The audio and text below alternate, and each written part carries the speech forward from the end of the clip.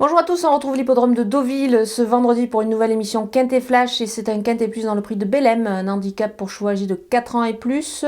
Ils vont évoluer sur la distance de 2500 mètres, c'est la PSF, des chevaux de tenue dans l'ensemble qui vont devoir en faire preuve ici sur cette distance et surtout sur la PSF. On va voir qui se détache avec mon analyse.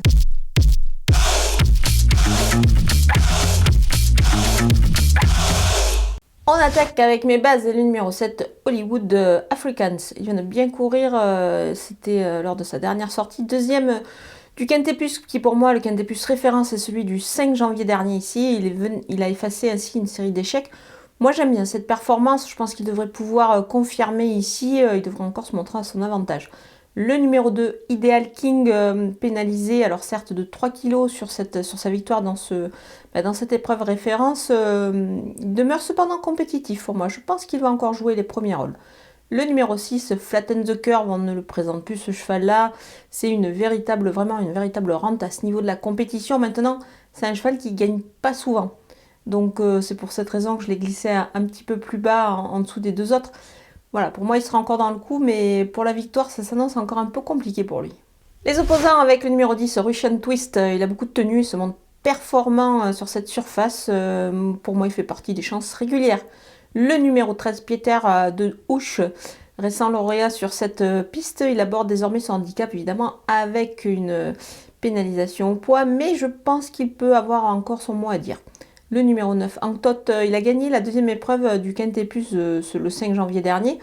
Donc là, du coup, avec 2,5 kg de pénalisation, il se retrouve dans la première, mais je pense qu'il peut encore se distinguer. Moi, j'y crois ici. Le numéro 11, Arcachon, il a une ligne avec Caléoplès qu'il retrouve ici. Je pense qu'il le retrouve ici avec une meilleure chance. D'ailleurs, ce Caléoplès, j'ai glissé un petit peu plus bas. Cet Arcachon se plaît sur la surface. Donc, à mon avis, il faut s'en méfier ici. Il a sa chance. Mon coup de poker, c'est le numéro 15, West Martin. Son passage sur une distance plus longue s'est bien passé. Je pense qu'il devrait pouvoir répéter ici, donc on y croit. Les outsiders avec le 16, Trabuco, c'est la ligne de la deuxième épreuve du Quintet du 5 janvier. Donc ici, il peut ambitionner une place. Le numéro 5, Caléopalace, on en a parlé un peu plus haut. En 37 de valeur, il a certes moins de marge, mais il est capable encore de rivaliser pour une place. Le numéro 1, Just Light, à ce poids-là, c'est pas mal.